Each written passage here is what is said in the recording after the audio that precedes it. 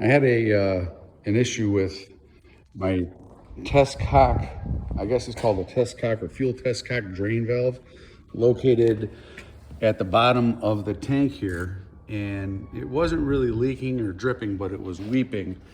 And I did not care for the fact that it was weeping, thinking obviously it's going to eventually get worse. So I wanted to get it corrected. So I bought a new valve, new valve to replace the old one that was weeping. Went to install it, dry fit it, and it was super tight. So I was really nervous about installing it. I went by a mechanic here at the airport. He had a micrometer. I didn't have mine with me. I had it at home. So I wanted to see, I wanted to check the diameter to make sure, you know, the threads were the same diameter. The pitch and everything looked good. I'll show some pictures of, you know, what I saw. The pitch looked good. The diameter was off by like 1/10 of a centimeter. I installed the new one and put some pipe thread Loctite 567 on it. And that was supposed to maybe help, obviously to help seal it and seal the threads, and also maybe give it some lubrication. And when I was threading it in there, man, it was tight, and I was nervous. I got to be honest, I was nervous about that. When it was completely in, as far as I could turn it without feeling I put too much force on the wrench, I looked at it, and you guys could see the photo. I looked at it, and it looked cockeyed. Holy crap, I was sick to my stomach.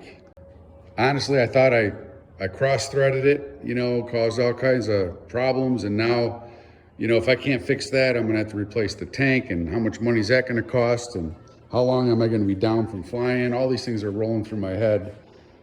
So needless to say, on Saturday when I came out and did the replacement, I was sick to my stomach.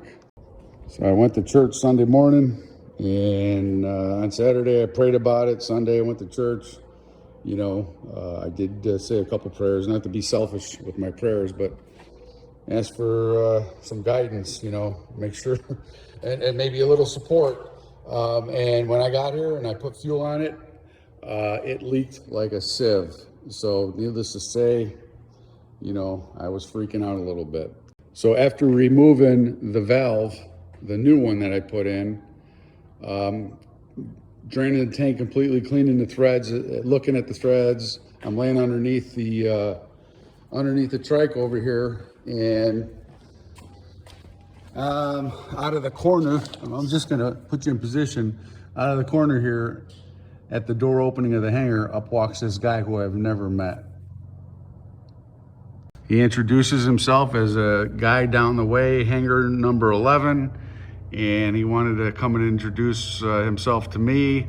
I got up and I explained to him what was going on and showed him the parts and pieces. So after showing him the parts and pieces, he said, you know, I think we could probably do something with this.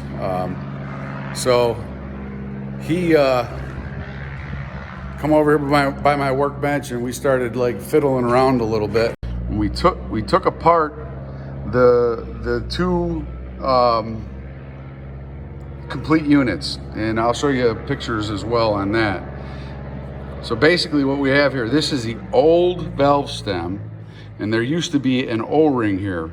This is where the problem was at. This O-ring that went around here, right here, was actually basically degraded to nothing. And that's where my weeping was coming from, was this O-ring. Now there's another O-ring that sits here, and this is, you know, when this thing's made on all the way, this basically bottoms out at the bottom of the tank and creates a seal there. So we took apart both units, and basically this keeper ring right here, which went up on the top here, so you can see where that keeper ring would go, right at the top. And what it does is it prevents the nut, this nut here, from sliding completely off the stem. Okay, so we popped the stems out. What we did was we interchanged the stems. So I put the new stem in, The new stem went in with the old thread body. Got the new gaskets off of here, the new gasket off of the, let's call it the valve gasket at the top. That stayed with the new valve. All that stuff went into the old thread body, and I threaded it up, made it all in, and installed it here.